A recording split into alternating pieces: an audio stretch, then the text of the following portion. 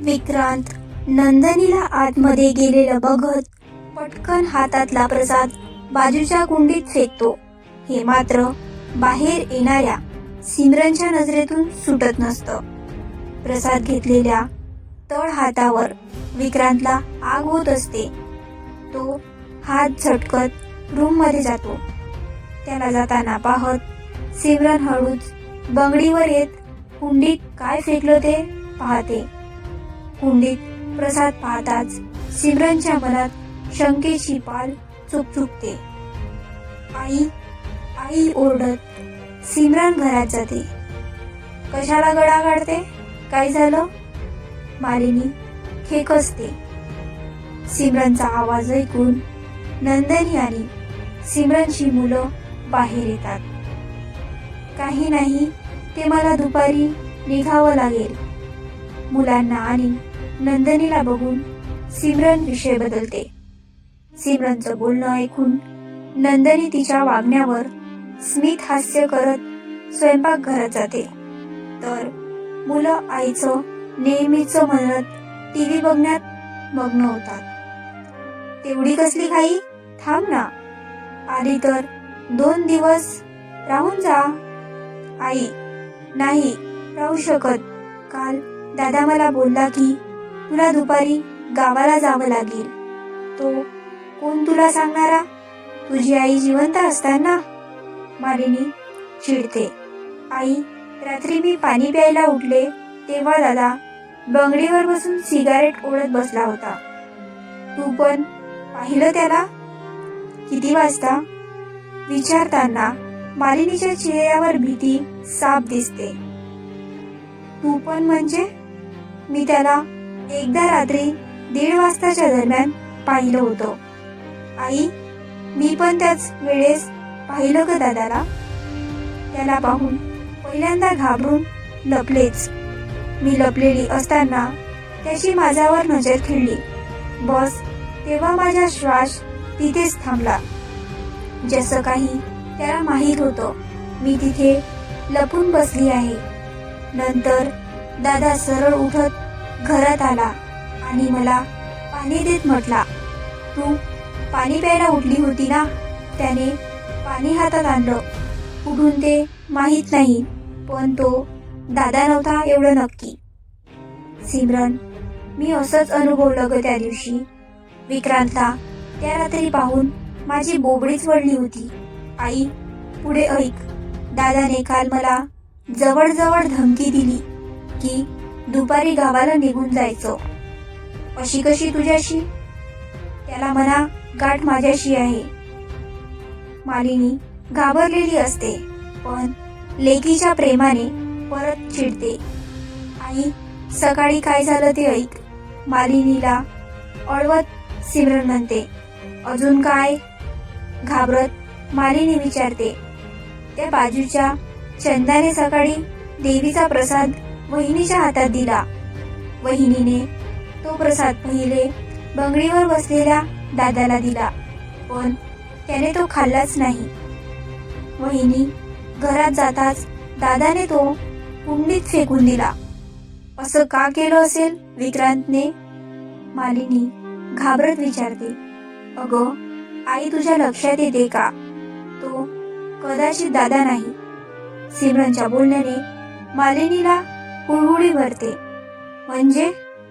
घाबरत मालिनी विचारते. बहुतेक दादाच्या शरीरात दुसरी व्यक्ती आहे, सिमरन हळूच म्हणते.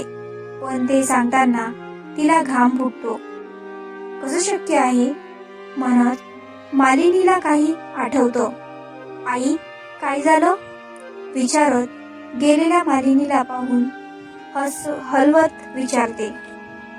मला वाटतं ज्या दिवशी विक्रांत चारगावला गेला होता त्या दिवशी तो धरणाच्या रस्त्याने आला असेल बहुतेक.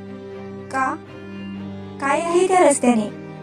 त्या रस्त्याने येणाऱ्या कधीच सुखरूप परतत नाही. जास्तीत जास्त आत्महत्या त्या जागेत होतात असं म्हटलं जातं. म्हणूनच मी विक्रांतला चारगाववरून येताना त्या रस्त्याने येऊ नको म्हणून बजावलं होतं. जो माणूस त्या रस्त्याने येतो तो येताना काहीतरी अघटित घेऊन येतो. किती वेळा बजावलं होतं त्याला, लवकर ये, उशिरा येऊ नको, पण ऐकलं नाही विक्रांतने. आता काय करायचं? मालिनी विवंचनेत पळत डोक्याला हात लावून बसते. आई, मला थांबता येणार नाही, पण तू ठाम राहील तर सर्व माहिती पडेल. वहिनींचं काय करायचं? सिमरन सांगून मोकळी होते. सिमरनने सासरी जायची पूर्ण तयारी केली असते. विक्रांतचं अर्धसत्य समजल्यावर तिला तिथे राहायची आता भीती वाटत असते. तिचं काय? तिच्याशी काही घेणं देणं नाही. तिला राहू देते तशीच. काही सांगायची गरज नाही मला. फक्त माझा विक्रांत परत पाहिजे.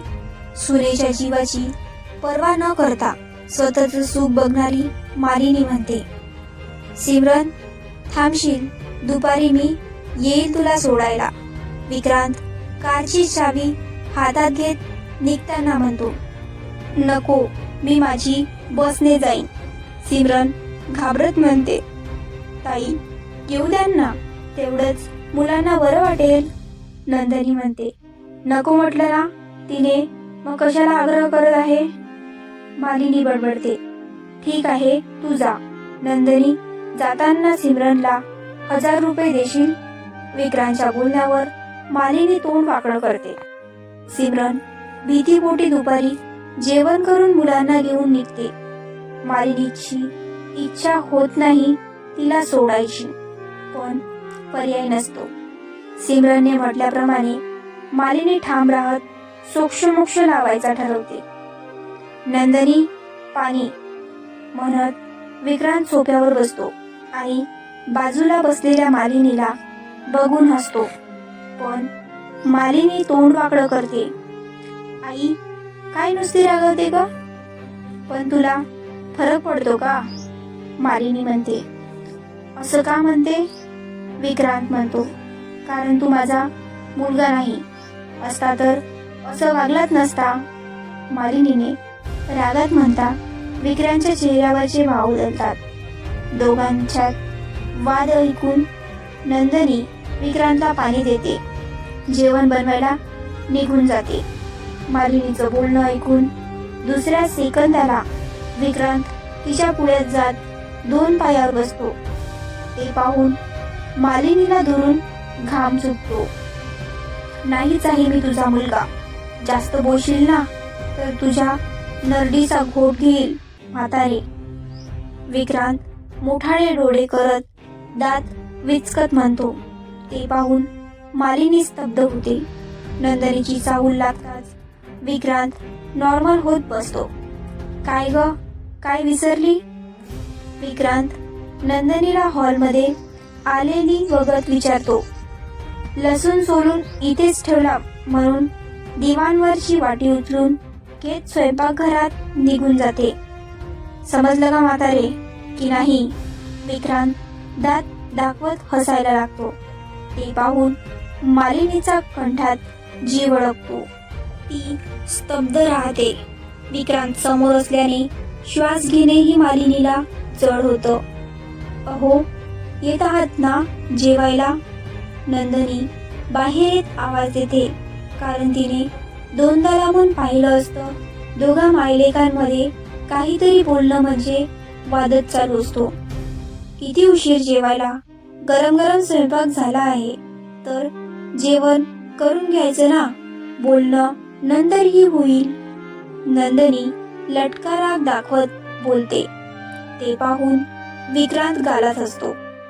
नंदिनीचा हल्ली हक्क दाखवणं वाढलं असतं.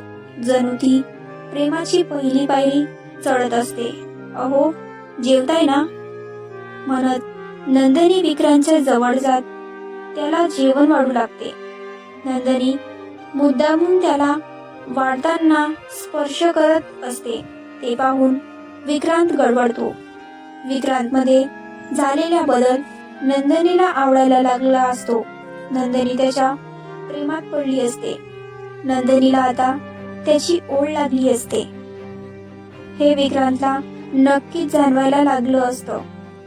आईला आवाज दे, नाहीतर रुसून बसेल तुझ्यावर. विक्रांत नंदिनीचं लक्ष दुसरीकडे वळवण्याचा प्रयत्न करतो. अहो खरंच की, आईला बोलवायचं राहिलं म्हणत नंदिनी हॉलमध्ये येते. आई आई स्तब्ध बसलेल्या मालिनीला नंदिनी आवाज देते, पण मालिनी काही प्रत्युत्तर देत नाही. म्हणून नंदिनी तिच्या जवळ जात तिला हलवते. आई काय झालं? मालिनीला घामाजलेलं बघून नंदिनी विचारते. काही नाही मालिनी, नंदिनी दिसता तुळसपणे बोलते. आई जेवायला येत आहे ना? तरीही नंदिनी प्रेमाने विचारते. हो आलेच म्हणत मालिनी चेहरा पुसत नंदिनीच्या मागे जाते. आई बस ये, विक्रांत स्मित हास्य करत म्हणतो. ते पाहून मालिनीच्या अंगावर काटा येतो. मालिनी हळूच पावलाने विक्रांतच्या बाजूला जाते, पण बसताना स्वतःचा पाठ सरकवत विक्रांतनी तिच्यातील अंतर वाढवते. नंदिनीला मालिनीचं वागणं विचित्र वाटत असतं. विक्रांत जेवताना गप्पा मारत असतो, त्यावर मालिनी हो नाही मध्ये प्रत्युत्तर देत असते. आई भाजी वाढू? नंदिनी जवळ जात विचारते. दिसत आहे ना संपली, मग विचारते कशाला, वाढ ना. मालिनी बोलून जाते. आई नंदिनी तुला प्रेमाने विचारते, मग तू का असं बोलते? शांतपणे बोल ना. विक्रांतचं बोलणं जरी नॉर्मल असलं तरी त्याच्यातली धार मालिनीला बरोबर कळते. मालिनी मान वर न करता म्हणते. ते पाहून नंदिनी विक्रांतकडे बघत काय झालं म्हणून विचारते. बघतो मी, तू राहू दे म्हणत विक्रांत नंदिनीला इशाऱ्याने निश्चय करतो. आई ताईचा फोन आहे. नंदिनी मालिनीच्या वाजणाऱ्या मोबाईल स्वयंपाकघरात आणत म्हणते. असू दे, मी नंतर बोलते. मालिनी म्हणता नंदिनीचा चेहरा पडतो. ती नाराज होत मोबाईल बाजूला ठेवते. नंदिनी दे इकडे, मी बोलतो. नंदिनीचा पडलेला चेहरा बघत विक्रांत म्हणतो, घ्या. किंचित हसू चेहऱ्यावर आणत नंदिनी मोबाईल विक्रांतच्या हातात देते. तेव्हा मालिनीच्या चेहऱ्यावर भीती दिसते. बोल सिमरन, विक्रांत घास चावत म्हणतो. कोण बोलतय? सिमरन विचारते. माहेरून जाता भावाला विसरली का? विक्रांत मालिनीकडे बघत म्हणतो. दादा? सिमरन घाबरतच म्हणते. बरोबर बोललीस. हसत विक्रांत मालिनीला बघतो. आई कुठे आहे?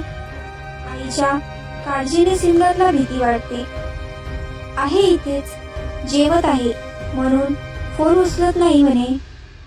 मालिनी आता विक्रांतला थोड्या रागाने बघते.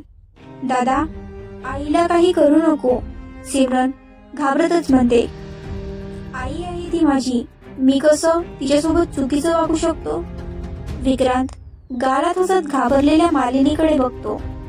मी सांगितलेलं लक्षात ठेव, संसाराकडे लक्ष दे, मग बघ सर्व सुरळीत होईल. असं दुसऱ्यांच्या संसारात लक्ष घालशील तर तुझा संसार उघड्यावर पडेल. विक्रांत शांतपणे सांगतो, पण बोलण्यामध्येची जबर सिमरनला समजत असते. नंदिनीला विक्रांतचा गर्व वाटतो, पण मालिनी मनात खदखदत असते. हो मी घेईन काळजी, ठेवते फोन. ती घाबरत सिमरन म्हणते. हो ठेव, मी आईला सांगतो तुला नंतर फोन करायला म्हणत विक्रांत मालिनीकडे बघतो तर मालिनी नजर फिरवते. आई जेवण झालं की सिमरनला फोन कर, विक्रांत गालात हसत म्हणतो, कारण मालिनी त्याला आता रागाने बघत असते. म्हणत मालिनी खाली मान घालून जेवू लागते. मनात मात्र असंख्य विचारांचा गोंधळ चालू असतो. आई सोफ म्हणत मालिनी पानपुडा पुढे सरकवते. मालिनी काही न बोलता सोफ हातात घेऊन रूम मध्ये निघून जाते. या नंदिनीने काय जादूटोणा केला आहे काय माहिती. हा आहे तरी कोण? हिचा गुलाम? शोधायला हवं माझ्या विक्रांतला. पण कसं? त्या पहिले नंदिनीचा बंदोबस्त करायला हवा. मालिनी बेडरूम मध्ये येत विचारात हरवते. अहो, आईंना काय झालं? जरा विचित्र वागत आहे. तुम्ही काही बोललात का? नंदिनी पहिल्यांदा घाबरत विक्रांतला जाब विचारते. तुला खरंच वाटतं मी आईला काही बोललेलो असेन? नंदिनी भांडे घासत असताना विक्रांत तिच्या बाजूला उभे राहत विचारतो. नाही, मला विश्वास आहे तुमच्यावर, त्याच्या डोळ्यात बघत नंदिनी म्हणते आणि क्षणभर विक्रांतच्या नजरेत अडकतो. नंदिनीला विक्रांत जवळ येता त्याचा स्पर्श हवाहवासा वाटतो. विक्रांतीला क्षणभर बघणं तिला अंगावर शहारा आणून जातो. ती लाजतच मान वळवते. ते पाहून विक्रांत घसा खाकरत स्वयंपाकघरातून बाहेर पडतो. सिमरन, बोल ग, काय म्हणते? मालिनी फोन लावत म्हणते. आई कुठे होती? दादांनी मोबाईल उचलला होता तेव्हा वाटलं की तुझं काम तमाम झालं. सिमरन घाबरत मनातलं बोलून जाते. तुझ्या जिभेला हाड? स्वतःच्या आईबद्दल अशी बोलते? मालिनी रागवते. आई जे वाटलं ते बोलली. तू काय म्हणते बोल. सिमरन मगाशी म्हणत मालिनी सिमरनला विक्रांत कसं वागला ते सांगते. ते ऐकून सिमरनचा चेहरा पांढरा फकट पडतो. आई, दादा कुठे आहे मग? मला जी भीती होती ती खरी ठरली. या नंदिनीच्या गुलामाने माझ्या विक्रांतच्या शरीरावर ताबा मिळवला आहे. त्याचा बंदोबस्त करावाच लागेल, तेव्हा मला माझा विक्रांत परत मिळेल. आई, तू काहीही कारण काढ आणि इथे येऊन जा, तरच आपण काहीतरी करू शकू.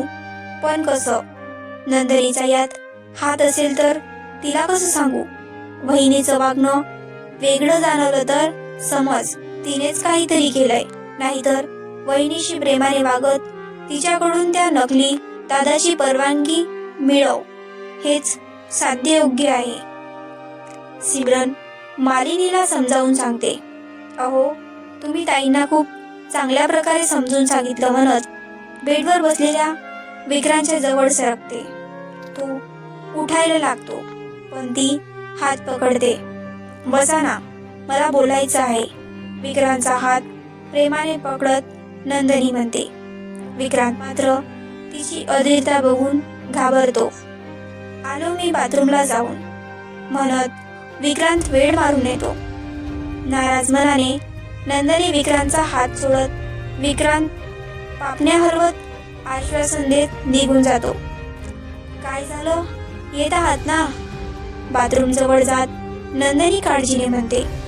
थोडं पोट खराब झालं आहे, तुझा मी आलोच, म्हणत विक्रांत वेळ मारून येतो. नाही म्हटलं तरी विक्रांत अर्धा तास स्वतःला बाथरूम मध्ये कोंडून घेतो. हळूच बाहेरच्या कानोसा घेत दार उघडतो तेव्हा नंदिनी बेडवर झोपलेली असते. दिवसभर थकल्याने नंदिनीला झोप पटकन लागते, त्यामुळे विक्रांतला वेळ मारून नेता येते. विक्रांत हळूवार पावलांनी नंदिनीच्या बाजूला येत अंतर ठेवून झोपी जातो. रात्री मालिनीला कोणीतरी अंगावर असल्याची जाणीव होते. ती डोळे उघडत बघते तर तिच्या अंगावर विक्रांत बसलेला असतो. तो डोळे मोठे करून एकटक तिला बघत असतो. म्हातारे, म्हणत विक्रांत हसायला लागतो. ते पाहून मालिनी गच्च डोळे मिटून घेते. तिला घाबरलेली पाहून विक्रांत अजून जोरात हसतो. म्हातारे, जर कुठे माझ्याबद्दल सांगितलं तर तुझं काम तमाम झालं समज. विक्रांतच्या स्पर्श होता मालिनी घाबरून अंग चोरून घेते, थरथरायला लागते. आणि हो, तुझ्या सुनेशी जरा नीट वागत जा. मालिनीला विक्रांतची श्वास जाणवतात तसे मालिनी अजून डोळे घट्ट करते. काही वेळाने कसलीच हालचाल होत नसल्याने जाणवता मालिनीचे डोळे उघडते. समोर कोणी नाही पाहून श्वास घेऊ लागते. विक्रांतच्या कुशीत रात्र न गेल्याने सकाळी नंदिनी जरा नाराज होत उठते, पण विक्रांतला बाजूला झोपलेलं पाहून सुखावते. अहो, उरावरून ढगलेला पदर नंदिनी तसाच ठेवत विक्रांतला उठवते. जणू काही विक्रांतला रुबवण्याचा प्रयत्न करत असते. विक्रांत डोळे चोळत उठतो तेव्हा त्याची नजर समोर बसलेल्या नंदिनीवर पडते. तिचा ढळलेला पदर पाहून विक्रांतचे गाल आरक्त होतात. अहो, उठत आहात ना? विक्रांतच्या अगदी जवळ बसत नंदिनी परत म्हणते. हो हो म्हणत विक्रांत लगेच उठून उभा होतो. एक सेकंद तिथे न थांबता बाथरूमकडे धाव घेतो. सकाळी मालिनी उठते. ती बेदारलेल्या नजरेने झोप पूर्ण नाही झाली असल्याने मालिनीचं डोकं दुखतं असतं. बस विक्रांत दिसू नये हीच इच्छा असते. आई या ना चाय घ्यायला. मालिनीला रूममधून बाहेर आलेलं पाहत नंदिनी म्हणते. मालिनी काहीही न बोलता नंदिनीच्या मागे जात स्वयंपाकघरात जाते. आई, आज बंगडीवर नाही बसल्या तुम्ही? चहाचा कप मालिनीच्या हातात देत नंदिनी म्हणते. नको, आज इथेच बसते म्हणत मालिनी चहाचा घोट घेते. पापणी लावे ना लावे तोच समोर विक्रांत गालात हसताना दिसतो. तर विक्रांत हा खरा विक्रांतच आहे का, की मालिनीने सांगितल्याप्रमाणे त्याच्या शरीरात भूत आहे? आणि जर त्याच्या शरीरात भूत आहे तर तो नंदिनीशी इतका चांगला का वागतो, हे बघूया येणाऱ्या पुढील भागात. तोपर्यंत आपल्या चॅनलला सबस्क्राईब करून ठेवा आणि व्हिडिओला लाईक करा.